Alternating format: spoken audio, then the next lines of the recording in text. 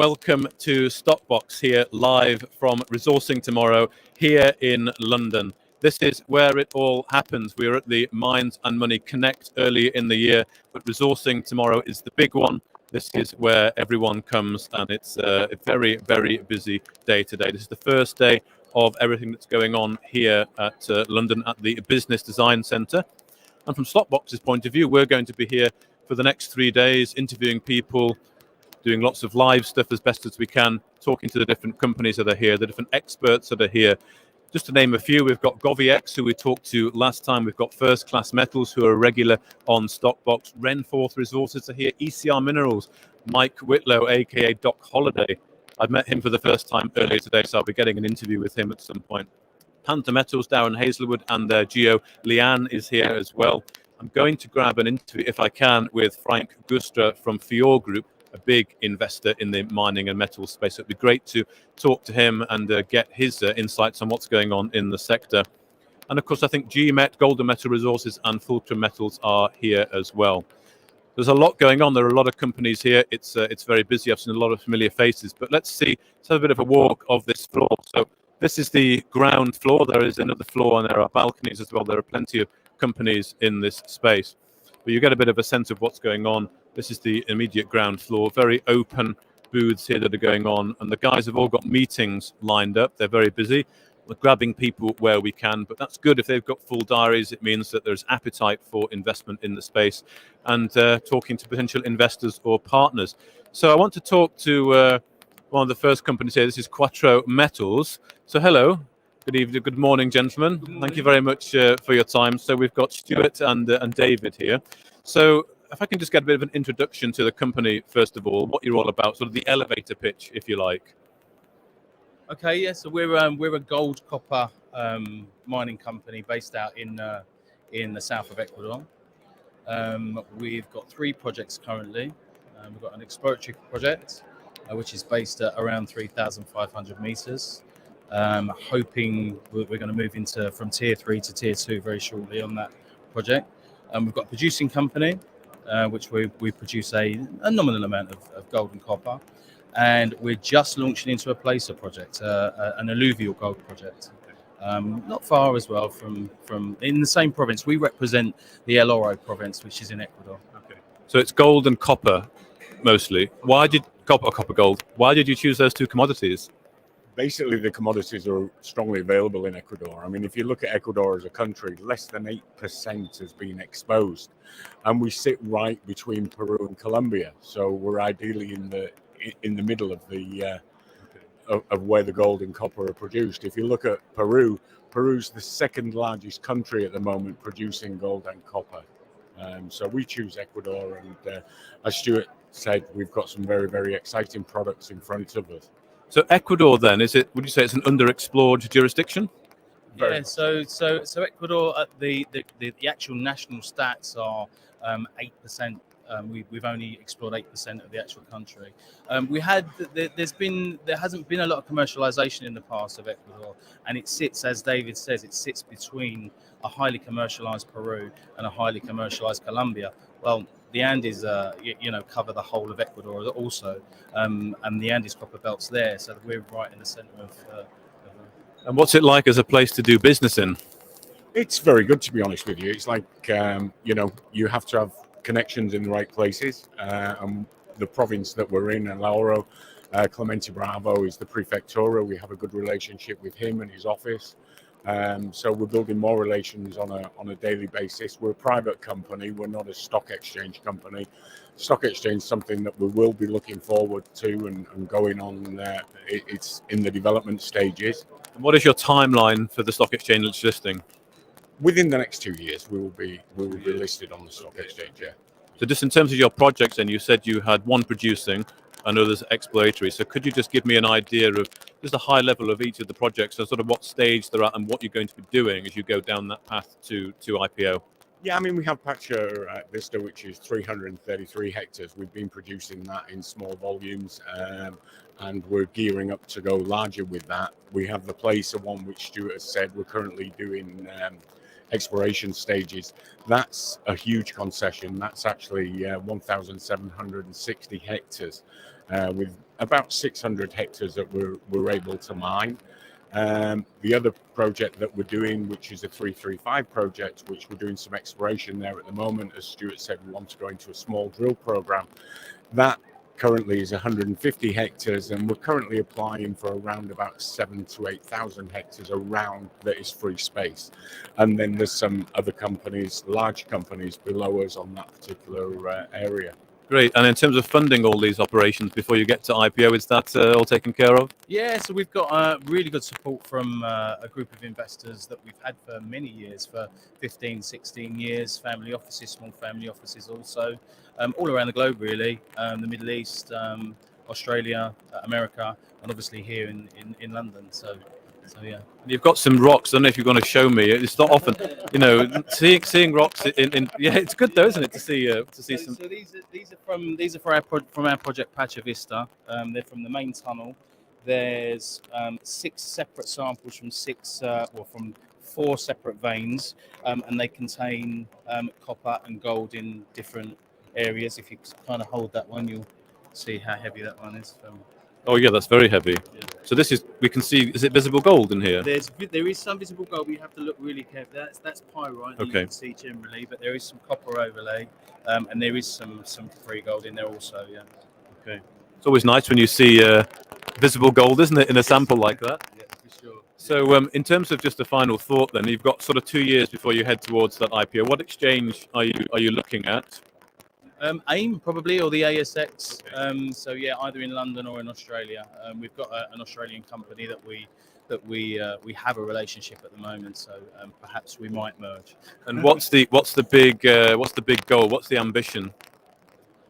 Just to make the project, into a fairly good project within the industry, and to take our place.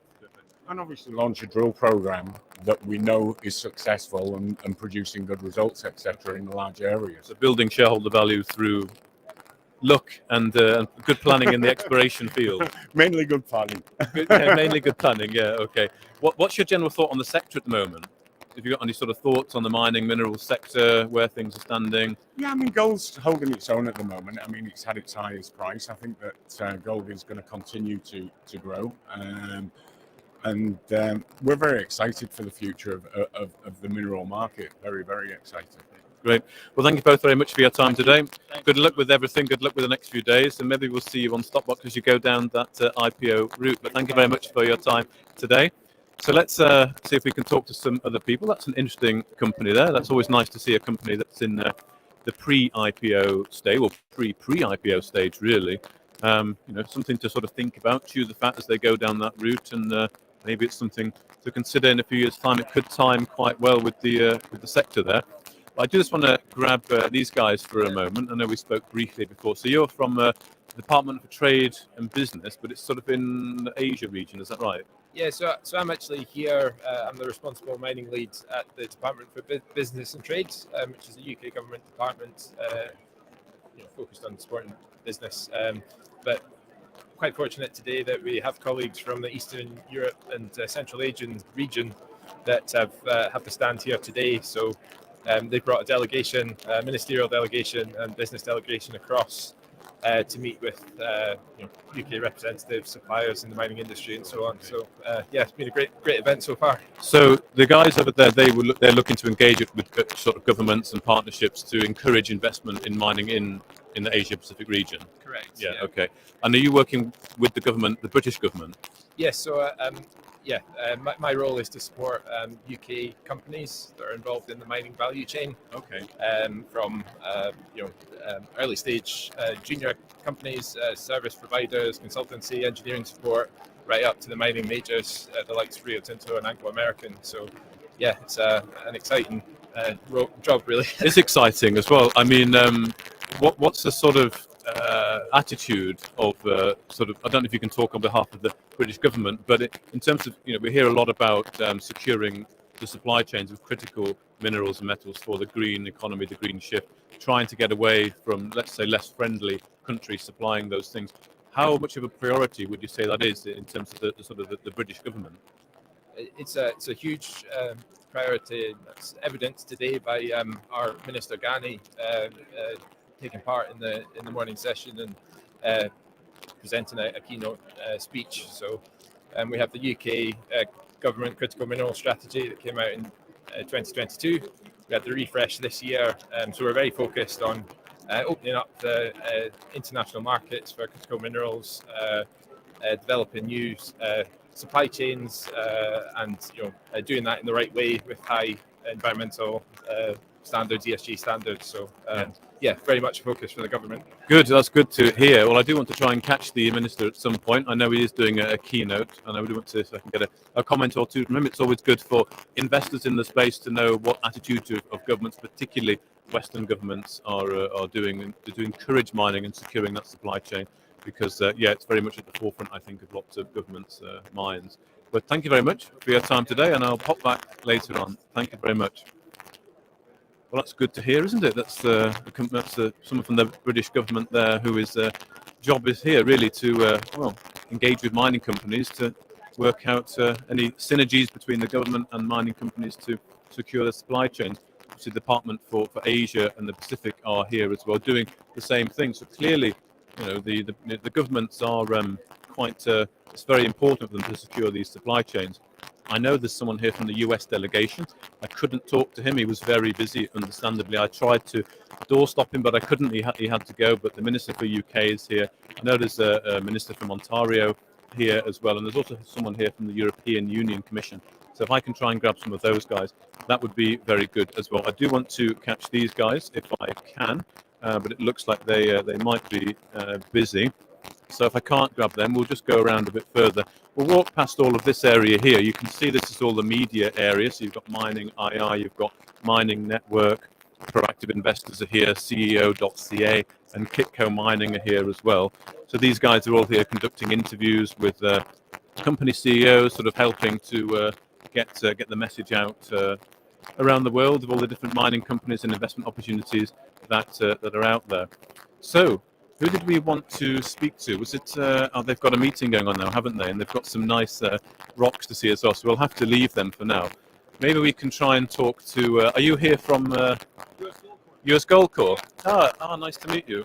Edward Kerr. Yeah. We exchanged an email from Stockbox. I'm glad I've managed to grab you. Yeah, I'm very good, thank you. Good. So nice to meet you. Yeah. So have you got a few minutes? Sure. Oh. We got another meeting starting in 2 minutes. So that's fine. 2 minutes is perfect. All right, great. So, give me the elevator pitch. Give me the 30-second elevator pitch of the company. Love to. US Gold Corp, we're a U.S. publicly traded company, symbols USAU on the NASDAQ. We've got a fantastic project in the state of Wyoming, and it is a gold-copper project, moving it forward towards permitting right now. We expect to receive the permit first half of next year. It's a 1.44 million ounce proven reserve. Looking at 10-year life of mine, we're going to produce 110,000 ounce a year gold copper equivalent. We'll produce a gold copper concentrate by flotation. The real key, $800 ASIC. So the project comes right up to surface. We got some incredible high grade at surface, less than a 1-to-1 strip ratio over the life of mine. So gold today, you see, we're over $2,000. If it stays like that for the next 10 years, this project could throw off over $120 million a year free cash flow. Fantastic. So it sounds like it's extremely advanced, but also very valuable project. What's your current market cap at the moment? Current market cap's only about $35 million US dollars. We have 9.3 million shares outstanding. That's it. So very tight capital structure. Again, trade on the NASDAQ. There's no debt in the company. Solid cash balance of over $4 million US dollars. So in really good shape to move this company and project forward. And it's just the one project, the flagship project? No, that's our development project. We also have 2 exploration projects and our exploration unicorn. I call it a unicorn. It's in Nevada on the Cortez Trend, right next to our next door neighbor, Barrick. So if you go look at them, they have a big, what they call the Cortez Hills complex. Cortez Hills, Pipeline, 4 Mile, ET Blue. These are big, huge deposits, very profitable. We have a project just about 10 miles south of them called Keystone, district scale exploration. We think it could be the next pipeline discovery. Okay. So in terms of activities at the moment, where are you focused? Really focused on Wyoming, focused on getting the permit, getting this permitted to production. And then our president CEO, George B., he worked for Barrick for 17 years, put some of their biggest projects around the world, built them and managed them, put them into production. So we've got to raise the money. We'll put out a free a full bankable feasibility study next year, raise about $250 million to build the project, put it into production, and then use the cash flow to get the discovery in Nevada. Indeed. Well, that sounds very good. So, your timeline really, your focus is to get the project into production, get to BFS, that bankable feasibility study, raise the money you need to, and then get it into production. Correct. As fast as we can. As fast as you can. Great. And in terms of timeline, then what we're looking at? Realistically, in an ideal world, we're going to have the permit first half of next year. The bankable feasibility study is already done, so that'll be published mid-part of next year. We'll put together a process to raise the money. We already have a lot of the biggest groups in this industry in our data room, so we'll have that done by hopefully mid-part to third quarter next year. We start breaking ground on building the end of 2024.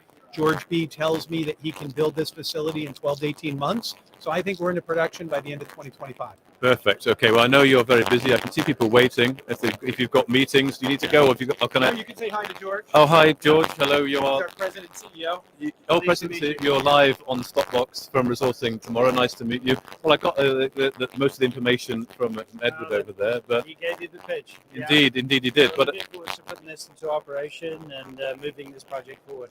so, in terms of your big hairy goal, then what is it that's going to excite you and investors? Do you think?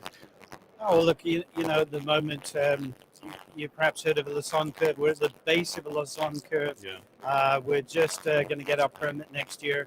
That enables us to then complete the financing and move the project forward. And then it's all up from here. And we're in I think we're in a market where gold and copper are probably ascending, and that just helps us. We're very leveraged to the gold and copper price. Well, that's a good point. I mean, I'd like to get your thoughts perhaps on the sector in general, because certainly from our point of view, well, the markets in general, we're seeing liquidity is a lot less than it was, a couple of years ago. Get the sense that people are kind of protecting their money a bit more. Money is perhaps more harder to come by. Your market cap, as you said, 35 million. 35 million. Yeah, you're looking to obviously raise 250. I mean, talking to Edward there about the project, it sounds like the project could be worth a lot more than the current market cap of the company, but it's when that value is reflected. So do you have any sort of thoughts on where things are in the sector generally? Well, the sector's in real rough shape. I mean, we're trading at 0.08 of our net present value on our key project. We don't get any valuation for the fantastic exploration opportunity. So that too will change. As you look at the returns on investment, safe investments, you're getting great returns. But really, when you start looking at our CK project coming into operation, producing over 100,000 ounces per year over a 10-year period as a start, we've also got some opportunities to more than double our revenue by putting to use some of our rock, which could be sold to a local market as aggregate. It's a really great opportunity. So, that's the key issue at the moment. De-risk, get the permit, then things will change. And normally it's not a typical market for a company like ours, where we've got 100 million ounces of gold reserves in P1 and P2 category, 248 million pounds of copper. Gosh, we need copper. We need that safe haven gold, and we're on the cusp. And there aren't too many projects which are shovel ready these days in safe jurisdictions. No, that's a very, very good point. And in terms of news flow to come, then you've got to get the permit. That's obviously a big milestone to come. Then it's going to be the bankable feasibility. Is that right? That's correct. Yeah. Look, we've done all the heavy lifting for our feasibility study. The reason why we haven't published it, we didn't want it to be stale dated with respect to the approval of the permit. The permit, we fully expect to have that in the first half of next year, maybe even the first quarter, and then we can, do the final work on the feasibility study, raise that capital, and off we go. And off you go. And in terms of getting to that stage, are you all funded to get to that stage? Absolutely, yeah. No, we've got money in the bank. It sees us through our permitting, through our feasibility study, We've done all the heavy lifting. Our burn rate is not that great at the moment. So as a consequence, the next time that we're going to be raising capital is really for development. Perfect. Well, thank you both very much. Introducing the company. I hope you have a good few days here at Resourcing Tomorrow. And I'll pop back and say hello later on. But thank you very much for joining us just now. So there we go. That's US Gold Co. I wanted to definitely talk to those guys. So I just need to think about the time here, because I know Frank Guster is available fairly soon. So I think we should probably make our way back up and see if we can grab Frank, because he'd be a great person to actually talk to. And we'll come back down and see what other people we can grab while we're here. But for now, stay tuned on Stopbox, and hopefully in a few minutes' time, we'll be live with Frank. But thank you. For now, stay tuned on Stopbox. If you enjoyed this interview, then give us a thumbs up, a like or a retweet. Subscribe to us on YouTube or follow us on Twitter, and hit that notification bell to be the first to know when we release new content. There's loads of great content on our website too, across all our programs at stopboxmedia.com. Thank you for watching.